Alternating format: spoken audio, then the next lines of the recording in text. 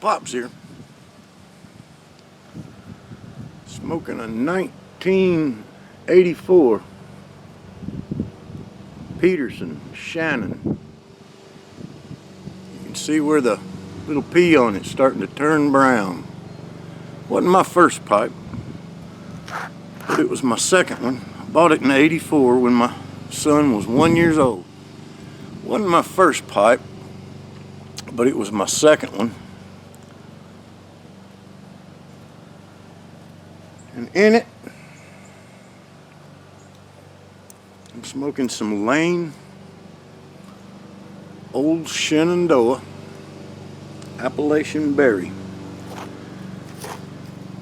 Got on a live chat last night with Briar Blues, Mike,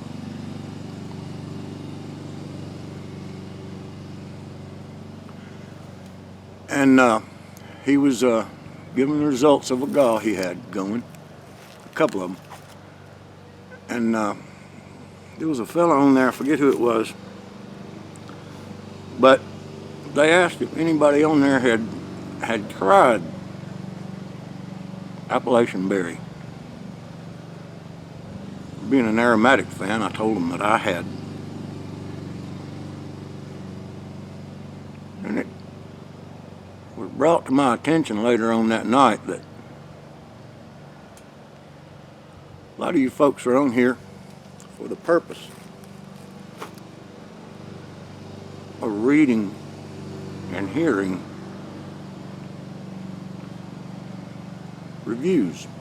So I thought I'd do my first review on Appalachian Berry for the gentleman who asked if anyone had tried Shenandoah. Now, they have an Appalachian harvest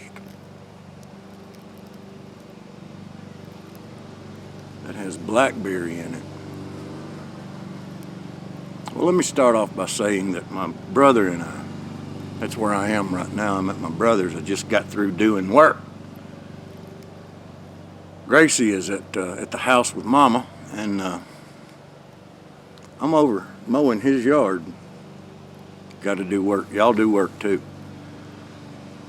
But anyway, he and I ordered several of the 1.75 ounce tins. His Green River Burley and Black Cavendish mixed with a little Virginian. It's we ordered ours from pipeandcigar.com, so not really sure how old the tins were. It's not that old anyway, so pretty moist when we got it, like most aromatics are, but it wasn't so moist you couldn't smoke it. It behaved itself. You pinched it together and it kind of bound a little bit and then fell apart like it's supposed to. You could taste a little nuttiness from the burley. You could taste just a little bit of citrus from the Virginia. There was a sweetness from the berry. Now, the Appalachian harvest that they have claims to have blackberry in it. But there's a difference between the Appalachian berry and the Appalachian harvest. There's a difference in the taste of the sweetness, a taste of the berry. The guy over here next door is mowing, bless his heart. Hope he hydrates. Although he's not really going to need too much. It ain't but 60 degrees today. I should be home watching the Volunteers, but they're playing Auburn.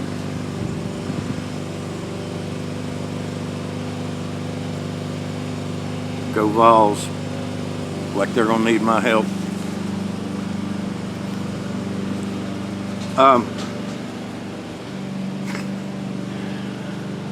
Anyway, there's a difference between the berry taste. Closest thing I can compare it to is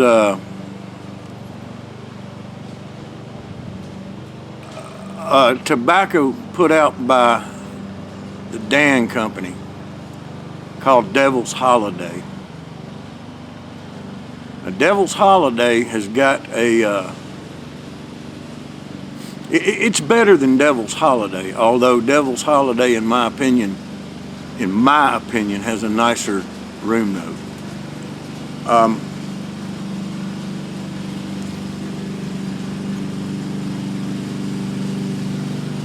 The Appalachian Berry has a different berry taste than the Appalachian Harvest.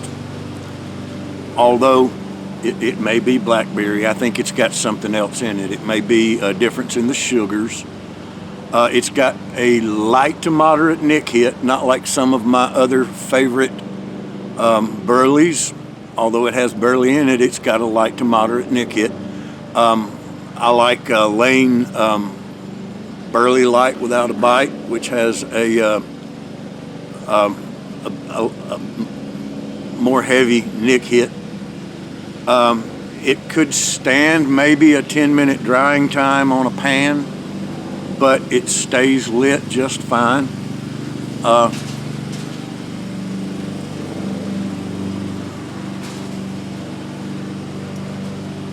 Here I've been talking. This one's been jarred now for about a month. Staying lit just fine. Me ratchet jawing here. Now, relights, if you know how to char light, if you know how to tamp, I don't know why you'd even need to relight it. It's got a wonderful aftertaste. It's got a great room note, but like I said, I think Devil's Holiday has a better room note, but it's got the kind of room note where you can smoke it around people who don't smoke, and they'll walk up to you and ask you what you're smoking, and they'll tell you it smells good. It's not offensive to folks that don't smoke.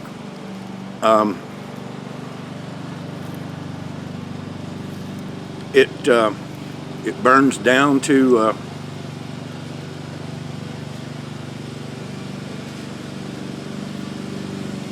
hate to do that, but burns down to, I don't know if you can see it or not, but just solid white ash, just a powder. Probably going to ruin my bed there, but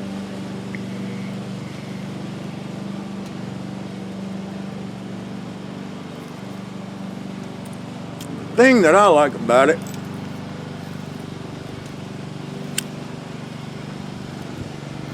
as far as blending, and I like to blend aromatics, it's a wonderful blending tobacco, and like I said in other videos, I am a vanilla bean.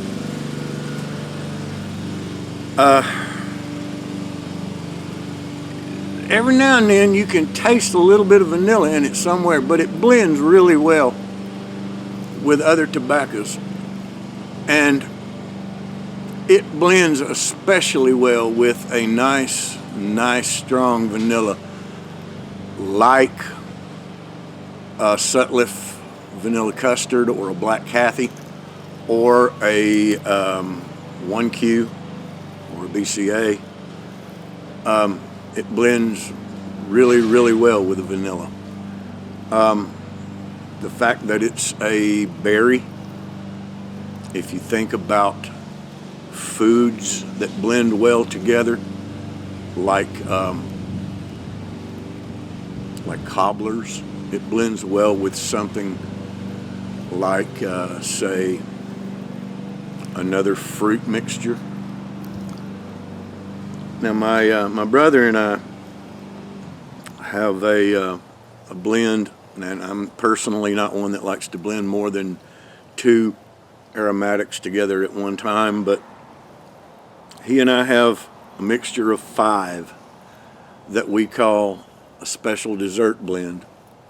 And the Appalachian Berry is one of those 5. One of these days I'll do a video on those and introduce y'all to that special dessert blend. If you're an aromatics fan, you will you'll go nuts over this one.